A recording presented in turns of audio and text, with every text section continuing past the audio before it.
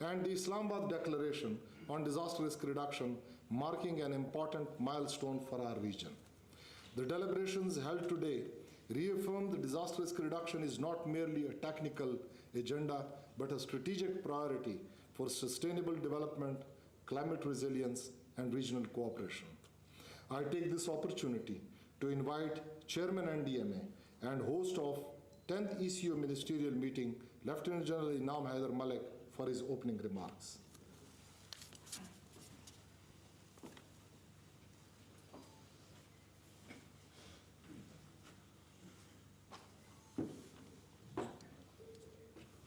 Bismillah ar-Rahman ar-Rahim.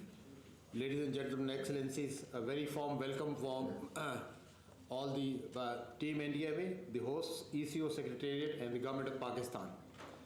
We, on behalf of the Prime Minister of Pakistan and the team NDMA, extend our gratitude for all those who have traveled and participated in the day-long sessions today, as well as the high-level working group meeting conducted yesterday. We have been of the opinion that this disaster risk reduction has to be more regionalized rather than global focus, because assistance from the close neighborhood is likely to come and materialize in an earlier time frame than expecting from the long distance and long enduring projects from abroad. Pakistan stays as the most vulnerable countries list index, probably on the 4th or 5th highest in the rank, and it is suffering from all these disasters and anomalies in repeated histories, and it is recurring and increasing and escalating in the intensities every year. This year, we are also expecting to have an escalated exposures to the monsoons during our flood season, July-August 2026. And we are also bracing for other anomalies which are triggered by both climate and non-climate factors alike. We have prepared for our last 3 resilience index audits, and now we have superimposed our experiences with the templates that we have borrowed from the global best practices abroad. We are very fortunate to have our participants from NDMA equivalents in the regions and the ministerial leads from the ECO countries. We're also very specially grateful for the Honorable Minister of Climate Change, who has graced the occasion as a chief guest. He has been a trusted partner and a very time-tested enduring partner of NDMA in the last couple of sessions, where we had technological-driven approach to disaster management, which is embedded in the proactive disasters management concepts, but refined and updated through NEOC's projections in the last 2 years. Ladies and gentlemen, today it's an historic day when Pakistan has also secured adoption of formal Islamabad Declaration. This will be gradually shown to you today as well. It's an important document because it identifies the risks and it identifies the methodology of response, that how it can be reduced by using the technology, referring to academia, logisticians, relief providers, humanitarian assistance enablers, our technical centers, risk components, and how to transfer this risk into various mitigation methods and adaptations. We understand that not all can be achieved alike and at once, but together with synergy, which is to be seen, displayed today on the rostrum today and on the dais, we have seen there is a lot that can be done in the regional focus. Pakistan offers all its commitments and the resources and the successful templates which have been shaped and upgraded in NEOC to all the regional countries, especially ECO members. So today we have also offered NEOC Pakistan as the regional hub for not only ECO but also for larger group which can utilize these facilities for earlier projections. So in the end, I will once again offer our thanks and gratitude to all the participants and the Honorable Chief Guest for gracing this occasion. We are also very grateful for having our old mentors, ex-chairman NDMA, and our partners, the representative from our humanitarian sector, military headquarters, and other government agencies alike. Thank you very much once again. Pakistan Zindabad.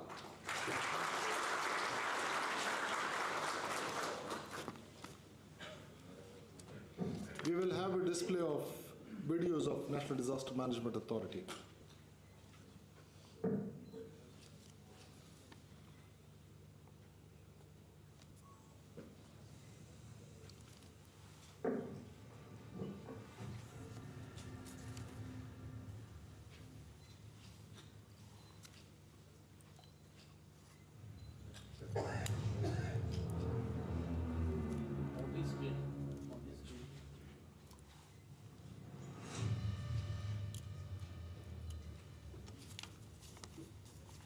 Few countries pack as much climatic drama into their borders as Pakistan.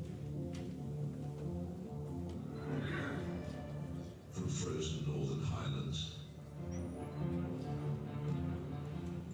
to scorching southern deserts, the country experiences some of the planet's most extreme weather.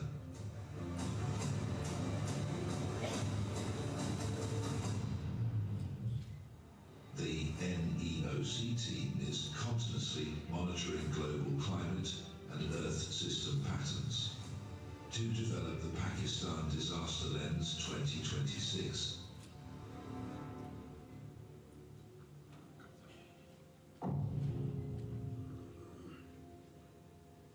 As we look ahead to 2026, snowfall across Pakistan is projected to increase by 3 to 4% compared to 2025 over northern regions, including GB, AJK, KP, and high elevated areas.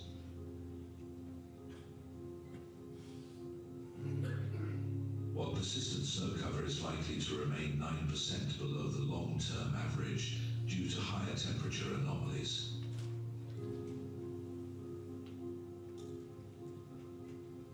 this map projects smog and fog across Pakistan in 2026, showing a clear increase in both intensity and coverage compared to previous years. Major cities are expected to experience longer, thicker episodes, highlighting growing challenges for air quality and public health. Dry conditions across southern regions of Punjab intensify water stress, while western Balochistan faces mild drought conditions.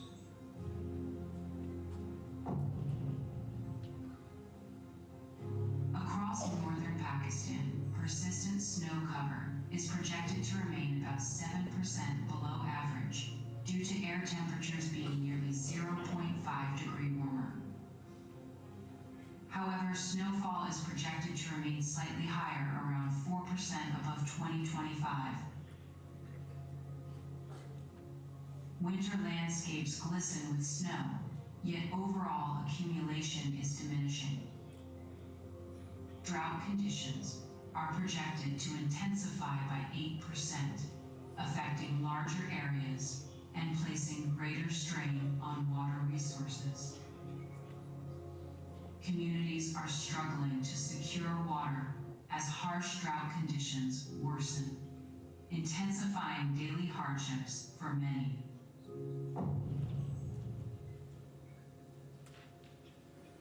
In March, reduced snowfall from previous months lowers avalanche chances. The weak layers and temperature shifts may still trigger isolated events. Highlighting vulnerable zones, this visualization shows where avalanches are most likely, with the 3D simulation illustrating the weighting intensity across the mountains.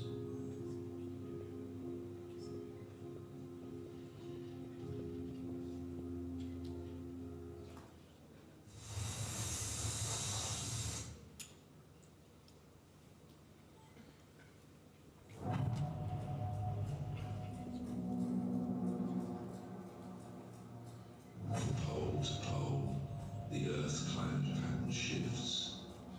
Anthropogenic forces converge. Balance begins to fracture. In the far north, the polar vortex splinters. Stratospheric warming weakens its core and opens a gate. Arctic air pours south. Canada locks into -40°C nights. Europe tightens under deep snow and sweeping blizzards. Japan feels the distant reach of the Arctic. Siberian high strengthens. Western disturbance becomes dominant, and the ice of north competes with the fire of south. The Gulf of Mexico warms steadily, feeding storms and unseasonal heat along the eastern United States, with fire and ice sharing the same moment. reflects the same instability as cold waves descend into regions unprepared for their intensity. A fading La Nina and neutral IOD shift winds and seas, flooding Southeast Asia and Northeast Australia, while heat waves scorch Australia and cold currents stay locked around Antarctica. This is the beginning of 2026, a planet in motion, an ocean of the unknown, and NDMA stands watch, reading the signals, tracing the forces, and preparing for what comes next.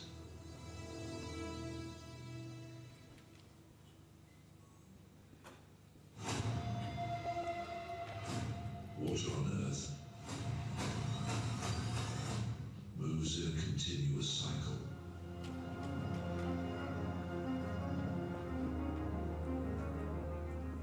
Evaporating from oceans, water from plants, forming clouds and returning as rain and snow. Sea surface temperature, surface winds and air temperature influence the rate of evaporation at the ocean surface.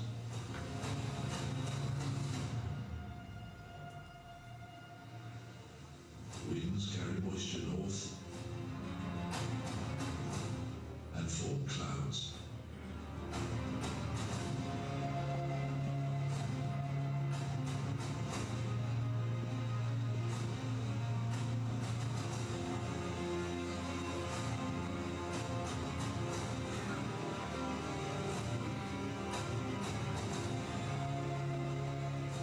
Life on Earth is written in water in its fall as rain, its silence as snow, and its release through melting ice. In this video, we take you on a journey through Pakistan's annual water equation. We examine water in all its forms, snowfall and glacial melt from the high mountains, precipitation delivered by monsoons and western disturbances, surface water flowing through rivers and reservoirs, and subsurface water stored in terrestrial and riverine aquifers, including groundwater. We also account for the invisible but powerful losses through evapotranspiration, which returns vast amounts of water back to the atmosphere.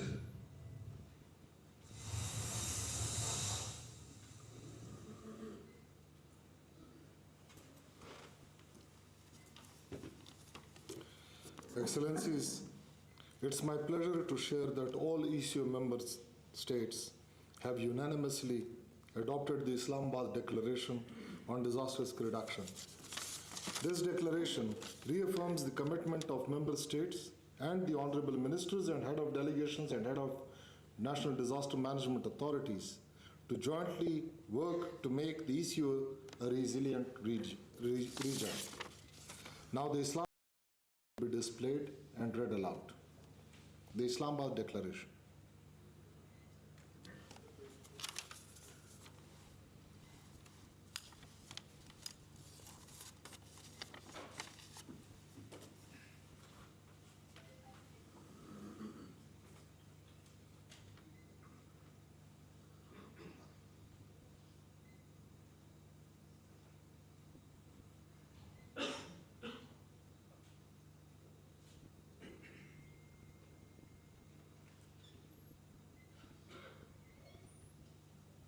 Of delegation of ECO member states, convening on January 22nd, 2026 in Islamabad for 10th ECO Ministerial Meeting on TRR, hosted by the National Disaster Management Authority, NDMA, of the Government of the Islamic Republic of Pakistan, reaffirm our commitment to the principles enshrined in Article 2 of the Izmir Treaty, and relevant ECO documents, including ECO Vision 2025, and the pertinent provisions of the Sendai Framework for TRR, and while recalling the recommendations of the 9th ECO Ministerial Meeting on Disaster Risk Management, held under the chairmanship of the Republic of Tajikistan in Dushanbe in 2024, emphasize the imperative of strengthening regional cooperation in the field of TRR.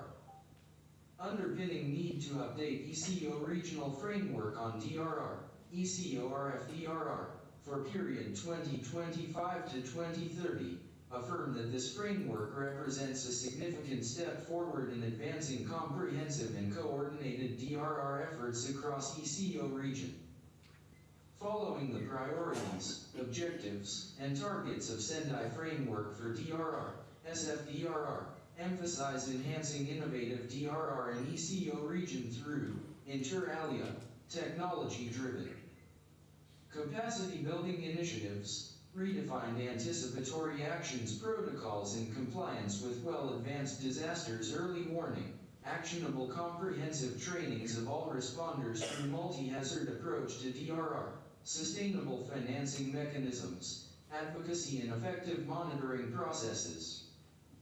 Collating critical advanced technologies and globally tested resilience best practices from incorporated academia and stakeholders, affirm integration of innovative solutions, including early warning systems, shared climate data analytics and development of joint response systems. Upgrading regional initiatives for timely risk communications, building joint capacities for search and rescue, timely sharing of seismic data, relief coordination, smart pre-assured commitments through diplomacy, efficient risk governance, corresponding precise DRR investment, and determining alternate sources of financial and material support from communities, humanitarian partners, volunteers, private sector, and industry. Noting the recommendations of the first ECO Forum on Sustainable Development, Turkmenistan, 2025, the first ECO Youth Forum and the first ECO Women Forum, Azerbaijan, 2025, with a view to incorporating their outcomes into the ECORFDRR, to strengthen the role of women and youth in climate resilience and DRR, expanding reach into all vulnerable and marginalized groups. Welcoming strengthened collaboration with United Nations Office for DRR, UNDRR, and United Nations Economic and Social Commission for Asia and Pacific, UNESCAP, regional initiatives as proposed by AFAD, Republic of Turkey for Regional Seismic Data Center through updated Memorandum of Understanding, cooperation with the Asia-Pacific Disaster Preparedness and Information Platform, APDIM, and UNICEF, to implement a joint program for the next 5 years. Have decided to promote cooperation among member states and with international stakeholders and partners, in alignment with ECO Strategic Objectives 2035 and the ECORFDRR.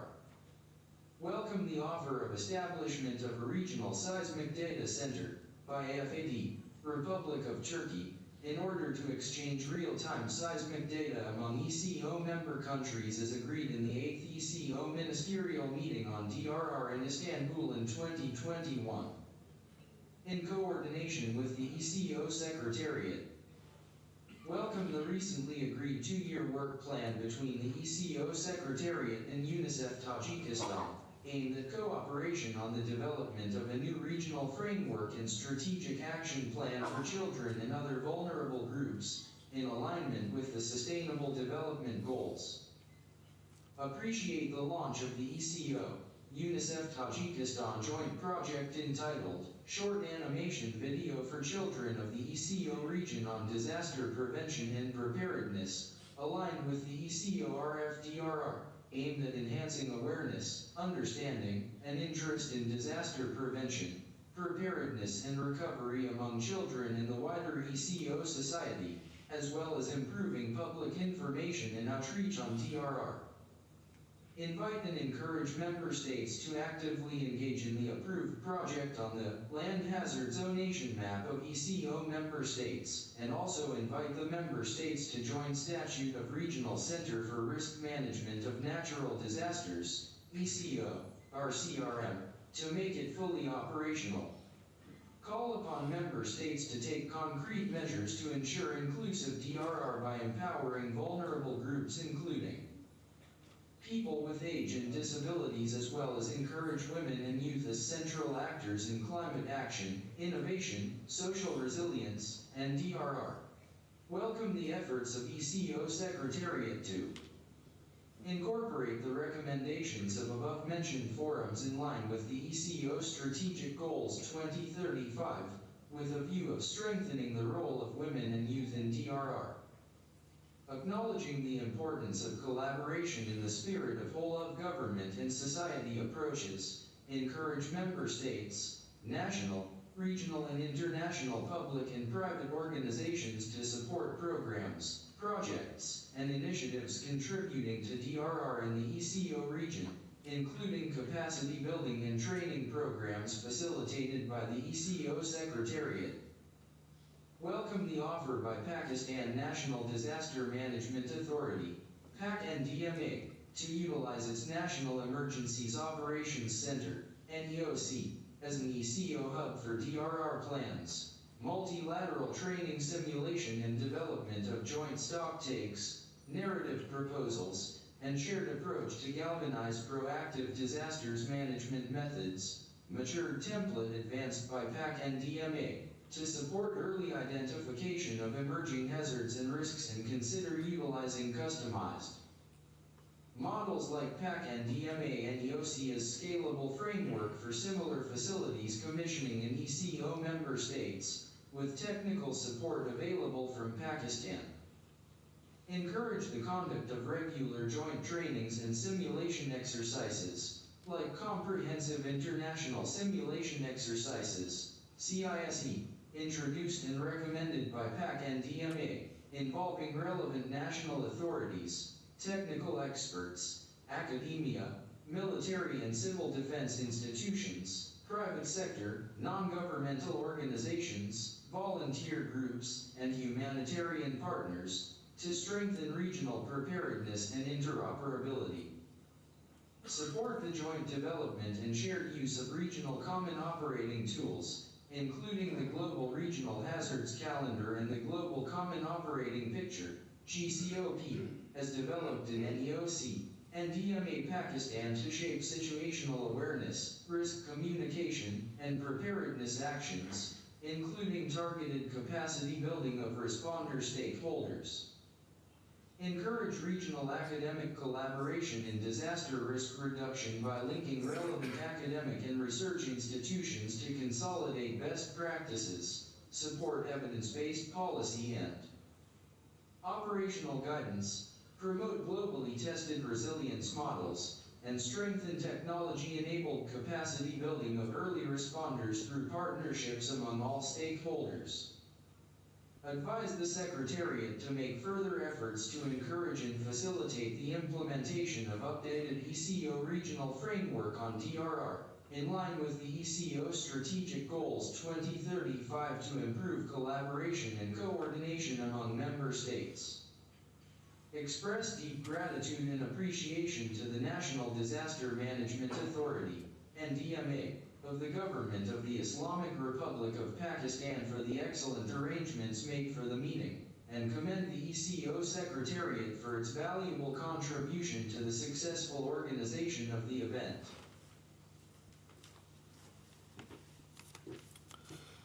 Now I will invite His Excellency Ambassador Dr. Asad Majid Khan, Secretary General.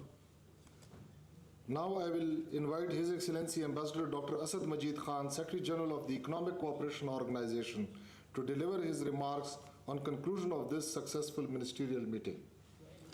It's up to you, sir. Excellency.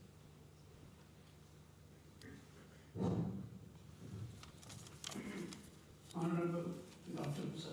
Masood Malik, Federal Minister for Climate Change and Environmental Coordination, Mr.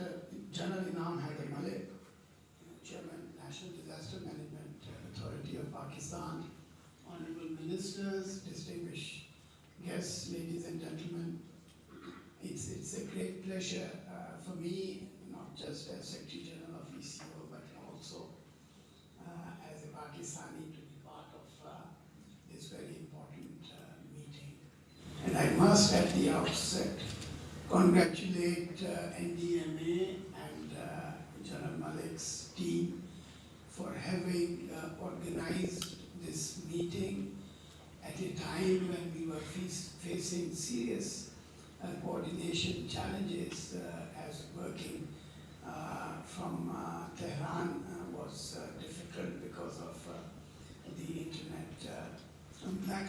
So most of the coordination was done by NDMA and their team in bringing together this very high-level participation from the member states, which actually is reflective of the importance that the member states attach to this area of cooperation. Clearly, I think it's not that our culture, our history, and our economies are historically combined and shared heritage. But I would say even our disasters, we share our disasters, because when the epicenter is in Tajikistan, you can actually experience tremors here in Islamabad. So that really makes it absolutely critical and important for us to engage in collaboration, in cooperation across the ECO region. So we are very glad as Secretariat to see that this meeting has enabled us to, one, update the ECO regional disaster risk reduction framework, and that updation for the next 5 years would allow us to set our own priorities for work.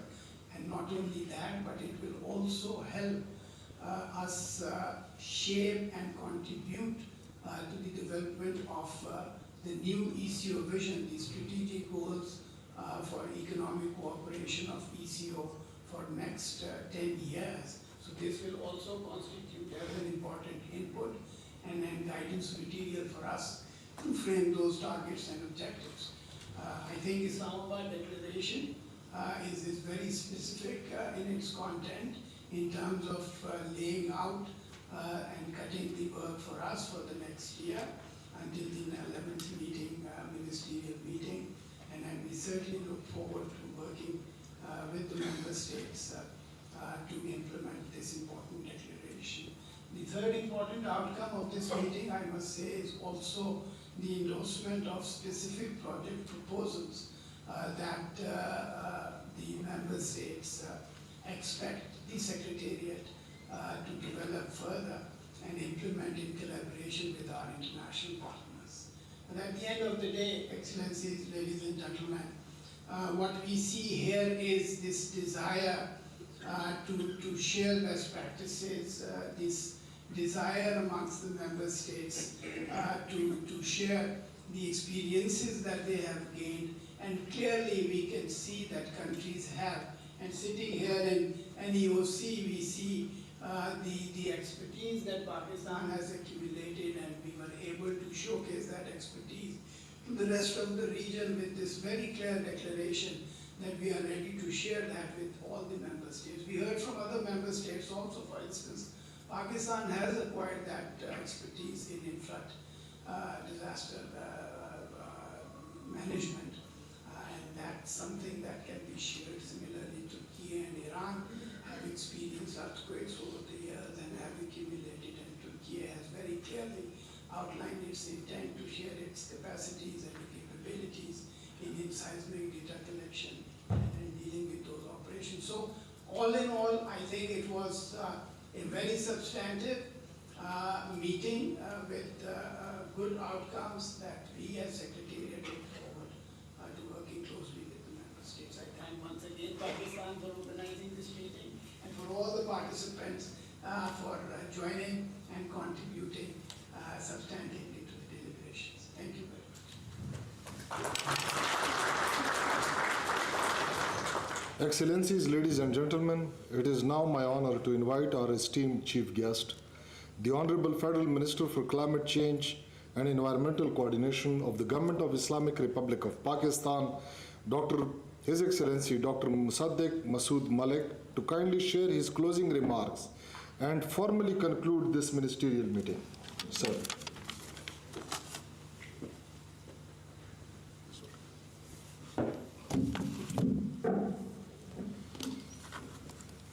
Thank you very much.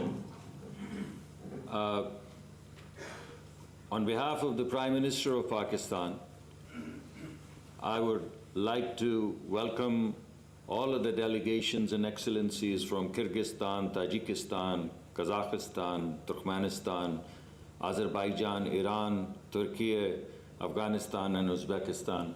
I hope I haven't missed anyone. I would like to begin by telling you a story. This was around the year, I think, 2000. I was in Washington, D.C., and some of my meetings got canceled. I was walking around Smithsonian's and I walked into the Museum of Natural History. And as I entered, I saw a life-sized sculpture of a blue whale hanging from the roof. I was shocked. I had seen I'd done whale watching, but whale watching in the vastness of ocean means nothing. It's like a little hump and you don't even get it. But when I stood under that roof and looked at that real life-size sculpture, and I started to appreciate the enormity of the beast, the largest creature in the documented history perhaps, all of a sudden it struck me that only a handful of them were left a few years ago. And the entire world came together to try to save them. Thank God we've saved them. Then I walked into another room which was adjacent, and there were enormous dinosaurs sitting there. And I walked around and I saw a very unimpressive dinosaur, almost the size of an elephant or perhaps slightly bigger. And I looked and it said existed 320 million years ago. I tried to imagine 320 million years and I couldn't. 1,000 years, yes. 100,000 years, yes. 100,000 million years, it started to become non-linear. 320 million years ago, I had no sense of when that was. I couldn't fathom, I couldn't imagine. In my cognition, time was almost like a dense block, from which at some point in time it began to ooze out, and around 10,000 years, 100,000 years, it became linear, and then it became more and more and more linear. So dense time that flew into linearity over 300 million years, and I couldn't imagine. And I stood there, and I looked at the dinosaur, and I asked myself, what happened? 320 million years ago, this dinosaur perhaps stood where I stood and looked into the dinosaurs, or the hollows of the eyes of the dinosaurs of its own times, and wondered exactly what I was wondering. So, I'm also reminded of another story. I just tell stories. I'm not a technical guy like the learned people here. I once went to MIT and a friend of mine was there. And through the telescopes there at MIT, he was showing his son, you know, the meteor showers. And he was telling his son that this existed, the shower that you're seeing, the planets dying and withering apart, all of what you're seeing happened 1,000 light years ago, because it takes 1,000 light years for the light to travel to Earth. So all of this happened 1,000 light years ago. And I was standing there and I was wondering, 1,000 light years? I couldn't imagine 300 million years. 1,000 light years ago, planets in these multiverses, there's a universe, in that universe there are galactical systems, in that galactical system there's one galaxy, in that one galaxy there's one solar system in which there's one sun, and a bunch of dead rocks are running around infinitely around that sun. And no one cared that 1,000 light years ago there was this meteor and the planets were dying and the solar systems were falling apart. And the bottom line is, Excellencies, ladies and gentlemen, that nature doesn't care. So you must. Injustice is unsustainable. If you do injustice to nature, nature would retaliate and it won't care. And it would create a new equilibrium. And in that new equilibrium, if you're one of those dead rocks running around infinitely around a star, around a sun, so be it, because all of the rocks that we can see through telescopes are lifeless. Another lifeless rock would do nothing to nature, not a thing. So remember two things. Injustice is unsustainable, and nature doesn't care. Therefore, we must. And to me, behind all of these, the theater of climate and all, this is the major takeaway, that we must care for our future generations, because if we continue to do the injustice, all of these risks and all of these plans, they will fall apart. Like when you see Gloff. Have you seen a Gloff? Anyone? Seen pictures? Rocks the size of a quarter of this stage come tumbling down as if they're little kind of stones.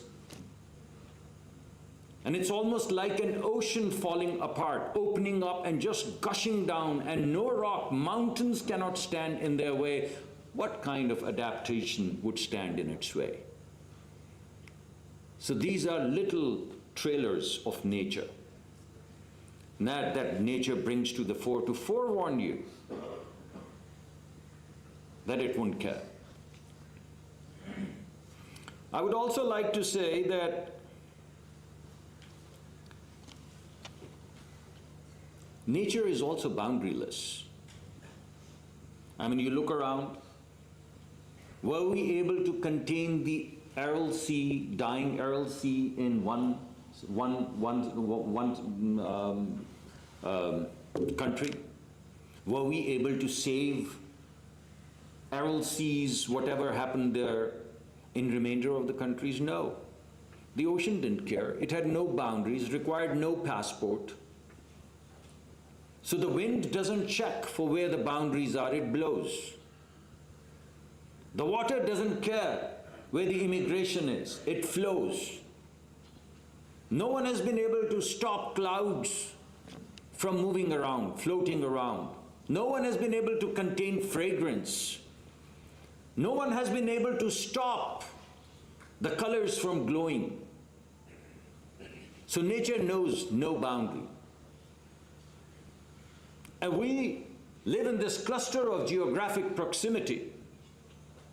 Around these borders are not going to stop the hazards from floating from one part of our world, collective regional world, to another. So if the temperatures rise everywhere. If the glaciers melt everywhere. If the floods and Gloffs come down, they're not just going to come down towards Pakistan, they're going to go wherever they would go and cause whatever they ought to cause. So nature knows no boundaries, and consequently, this conference and this meeting is pivotal, because we, in our togetherness, have to take care of our region. Whether it's Indus Valley civilization or any of the other civilizations in Central Asia, whether it's our desert or desert in Iran, whether it's dust storms rising from one part of the world going into the other part of the world, if we don't take care, these storms are not going to know any boundaries.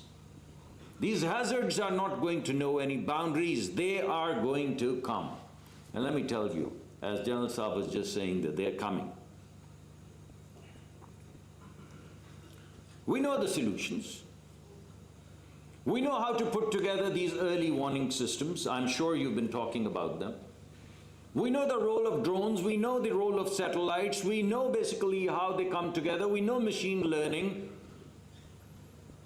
We know all of digital twinning. So we can model everything. It's not from 10 years ago. It was a different world altogether. The world has since changed. The only question on the table is that are we going to do it unilaterally within the compounds that we are, the countries, or is there a togetherness that we can hold and share our resources and share our efforts and share our technologies and put something for our future generations together? My suggestion is, we know boundaries, we know countries, we have border controls, nature doesn't. So my suggestion would be to continue to do what we are doing here today and come up with boundaryless solutions. So if we know all the solutions, early warning and drones and satellites and watersheds and digital twinning of where the watersheds are going to be and how they're going to hit our rivers, everyone's rivers, how the barrages are going to get devastated, how basically the agriculture is going to get affected, how we're going to have serious droughts and then floods and then droughts and then floods. And all of these millions of people who are doing agriculture, whose livelihoods depend upon when the cloud pours down, when the water comes down, when a devastation doesn't hit them and their livelihoods meager a few acres of land or desert trees or small agriculture. I personally think that if all of these solutions are there, if all of these seed technologies are there, if all of these water efficiency programs are there, if all of these drought-resistant seeds are there, whether it's risk assessment or watershed management or floodplains management or agriculture or urban heat kind of capsules, we know where they are going to be, we know what the problem is, and we know what the solutions are, but because all of the factors that cause them know no boundaries, it's pivotally important that we all put our heads together with our friends who support us, many multilateral organizations who are doing fantastic job, some of them I see here. We should put our heads together and try to come up with a shared solution because our problem is shared. We have challenges. What are our challenges? Two countries around our border, in our hood, they're producing 40% of the world's carbon. 40%. Carbon is what leads to rise in temperature. And rise in temperature is what leads to glacier melting, and glacier melting is what is leading to the shifting monsoon patterns or other patterns in the region, and floods and devastations and civilizations getting washed away.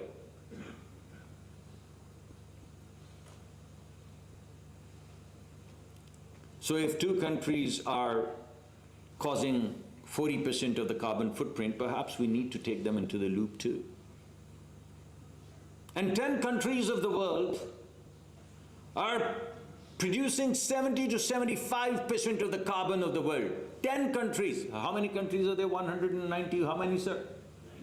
92. 192 countries, and 10 are producing 70 to 75% of the carbon dioxide equivalent, which is leading to the rising temperatures and glacier melting and floods and devastations, things that you're talking about. 10 countries. Is it not ironic that the same 10 countries are taking 85% of the world's green financing?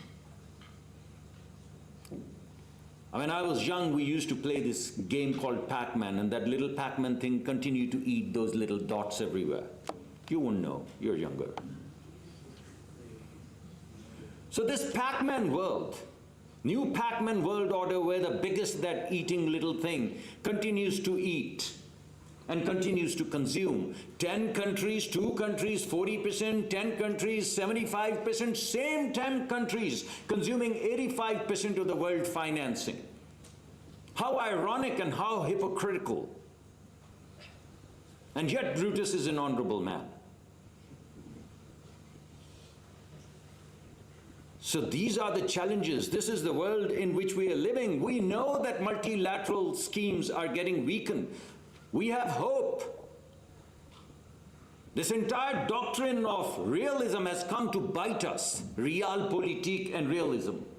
It's taken full circle and it's come to where the center of gravity is. So in these regimes of weakening multilateral and rule-based systems, regions will have to come together. No one country would be able to negotiate risk. No one country would be able to negotiate warning. No one country would be able to negotiate devastation globally if we don't come together in blocks. And we are a natural block. We are neighbors. So I urge all of the neighbors to come together and create a framework of collaboration.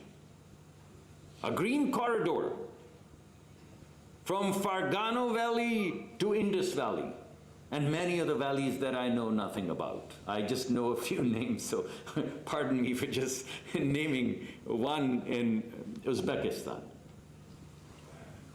We need to have green connectivity from Kyrgyzstan to Tajikistan to Pakistan. We need to have one green connectivity. We need to have one green corridor. We need to have one green market. We are, each one of us, coming up with these silly little $10, $20 million projects and trying to get carbon credits. How about us all coming together? How about coming together as a block and negotiating that carbon market together? I promise you, each one of us would be able to get 10 times the price of that carbon credit, as opposed to us individually negotiating nickel dime $5, $7, $10 million. So how about that? How about a green fund? How about a green collective carbon market? How about a shared system of figuring out where the risks are and what the mitigations are and where the financing is going to come from? So I say, let's do shared research. I would say, at least from the taxpayers' money, all the IP that is being created, no one is infringing upon the private sector's IP.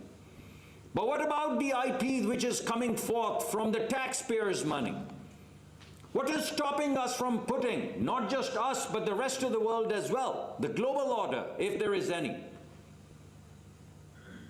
to put that IP in a cloud and have all of these youngsters, very few of whom I see here, most of the people are my age who should be washed away.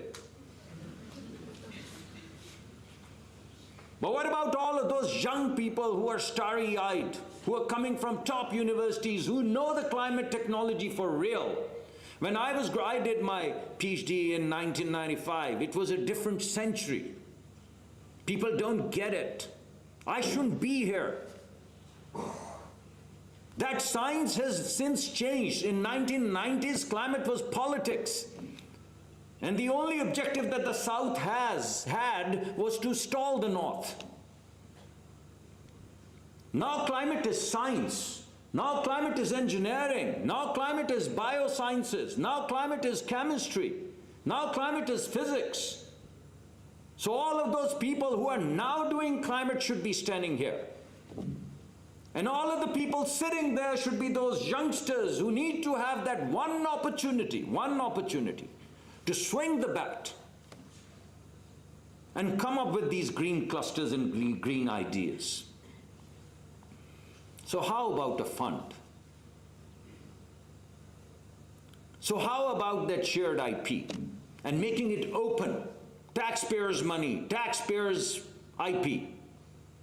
Let's make it open to the young people of the world who believe that they can change things, who are not cynical, who still have that little glitter in their eyes. And what I'm saying is not unprecedented. I've given two examples repeatedly. I give them again and wind up because knowing myself, I can go on forever. You know, I was at a podium once and I said, I'm at the podium, so my job is to speak. You're sitting in front of me, your job is to listen. But if you get done with your job before I get done with mine, please let me know. And I think I'm kind of getting there.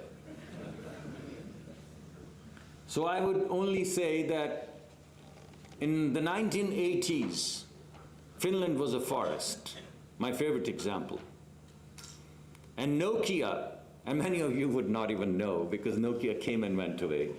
And before that, it was like, what was that, Blackberries. So I belong to the Blackberry days. But Nokia, the largest telephone company at one point in time, was a rubber and tire company. And Finland, at that point in time, came up with the world's highest environmental standards to save its forests.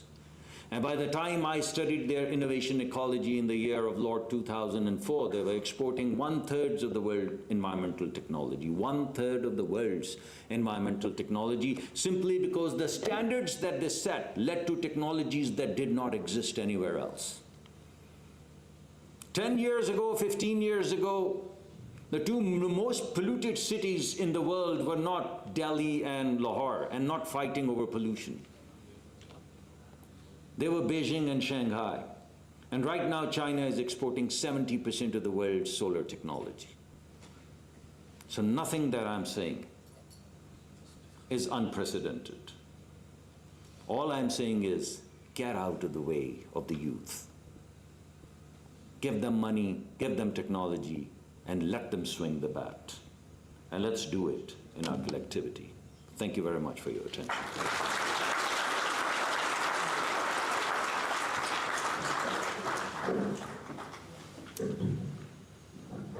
Thank you. Now, with the permission of the chair, I have the honor to announce successful closing of this ministerial meeting. Thank you all.